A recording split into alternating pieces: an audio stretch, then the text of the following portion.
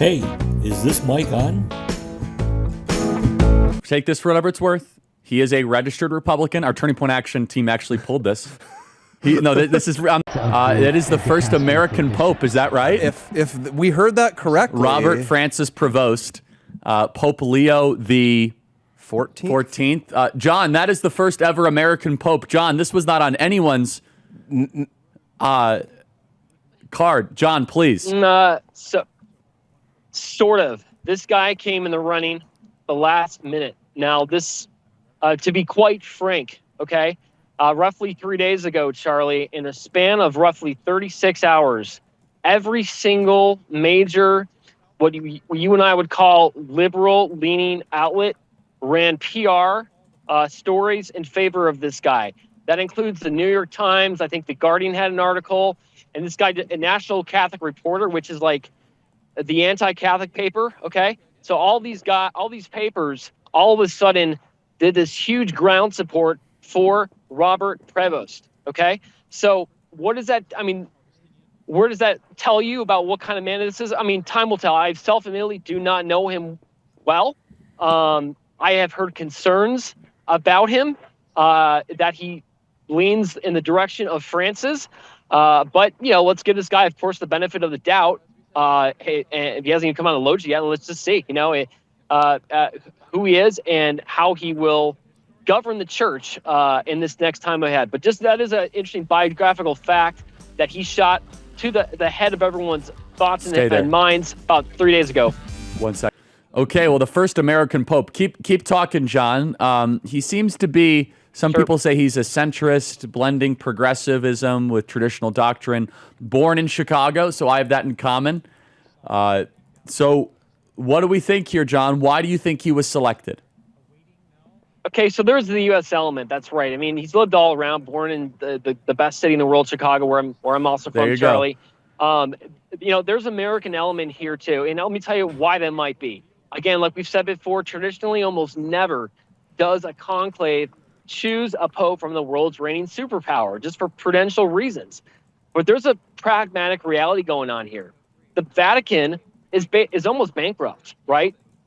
People stopped giving to the Vatican in the last 12 years. And honestly, it was well-deserved.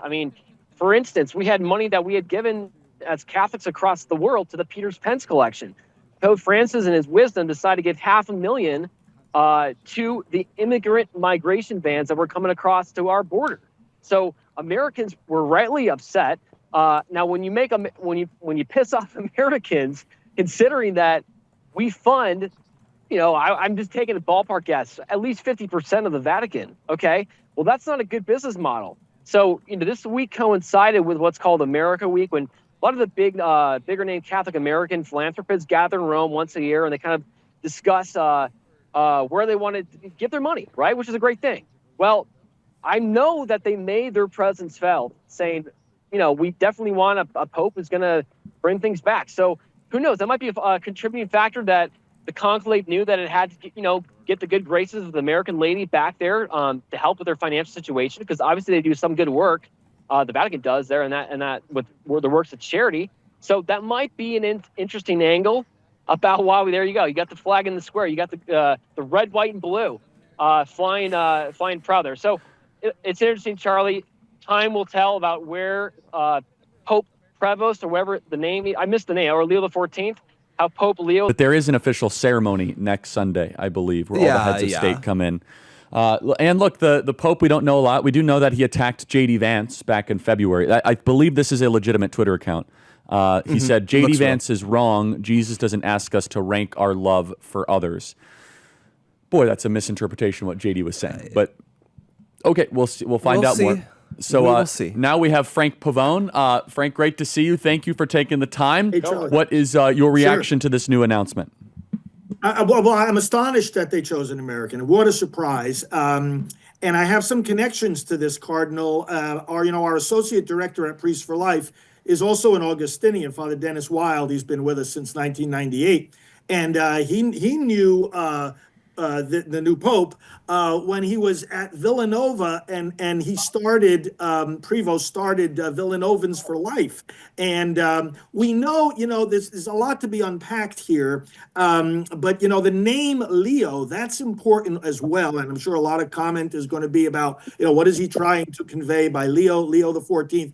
Leo the 13th was known, of course, for his emphasis on Catholic social teaching and enabling the church to speak to the modern age when it came to the social doctrine of the church. So hopefully there we're going to see a better handling of this than we saw under Francis, and a little bit more doctrine put in along with just the idea of embracing and accompanying people. But that remains to be seen. But I'm confident that we've done now what I thought we were going to do, what I thought the Cardinals were going to do, was to make some kind of a course correction. I don't think this is going to be Francis II, but a lot remains to be seen, because, Charlie, the office shapes the man also, and I think we're going to see that happen too. The new pope was retweeting George Floyd propaganda, but that is what it is, whatever. So again, I'm not Catholic, so you guys can sort this out amongst yourselves. Let's talk about the American aspect of this. I'll start with you, Frank. Frank, what do you think this will mean for the country, for our nation that we love, to have a pope from America? He's from America, but he served in Peru, but he will be known as the American Pope. And also, just what is there something else going on here? Why they would go out of their way to choose an American Pope, Frank? That's the most surprising element of this to me, and I think that we can first of all say one of my concerns, our concerns with Pope Francis, was he didn't seem to understand or appreciate what was going on here in America, our American politics certainly, and not to say that this is necessarily going to be a pro-Trump Pope. But I have the hope that, at least coming from a more of a familiarity with America, he will be able to work better with the Trump administration than Pope Francis did. Now, having said that, again, we'll have to just see the specifics as they unfold. The other thought is very interesting, like what you said about John Paul going back to Poland. Certainly, he's going to make trips to America. And I think this can really engage the attention of the American public to, what is a pope anyway, and get a renewed interest in what is going on with the Catholic Church. But I'm even more excited about in the opposite direction, how the understanding of America and our Constitution and our system of government will affect the way he leads the whole church and the way he works with the current administration.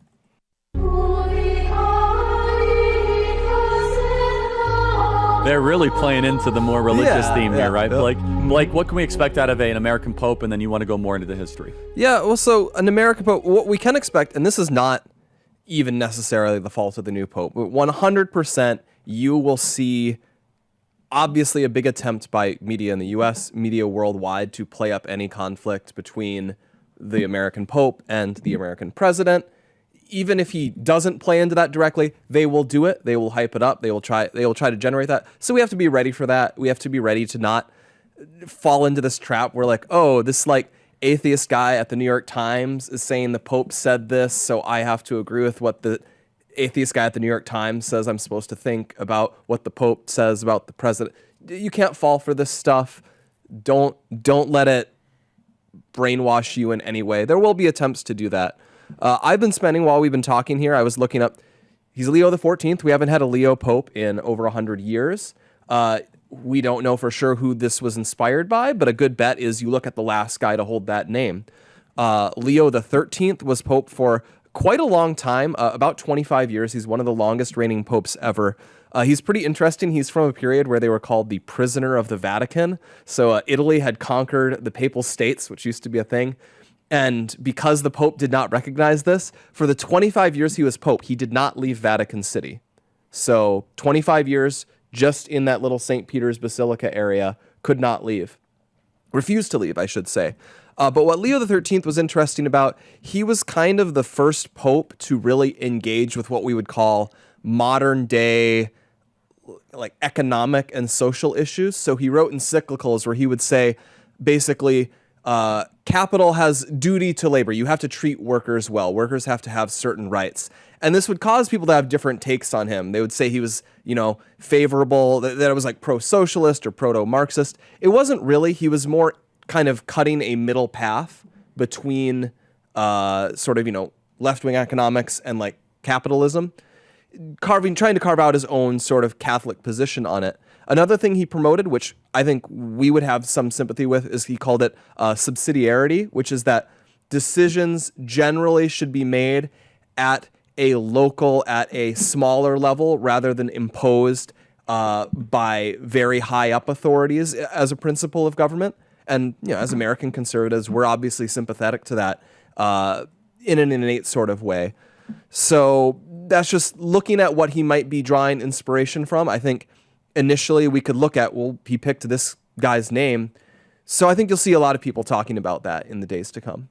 Final thoughts, Frank, and then we'll throw it to John. Frank, final thoughts. One of the keys to the thinking of a bishop or a cardinal is his coat of arms. They have a particular choice of a motto that they put on their coat of arms. And for Cardinal Prevost, it is, "In the one Christ, we are one." And I like that very much because obviously, and he started out his remarks today by doing what? By talking about the risen Christ. He didn't start by talking about himself. And this is really what a pope is supposed to do. And in the one Christ, we are one, gives, we're going to have to unpack that in the coming weeks and months and see how that's a key to his thinking. But it could point to a good effort to heal the divisions that have happened in the church, certainly the divisions among the wider body of Christ. And of course, what always has to be front and center for pointing to the one Lord and head of the church, who is Jesus Christ. Take this for whatever it's worth. He is a registered Republican. Our Turning Point Action team actually pulled this. I'm not kidding. This is credit to Tyler and Turning Point Action. And he voted in Republican primaries when he was not living in Peru.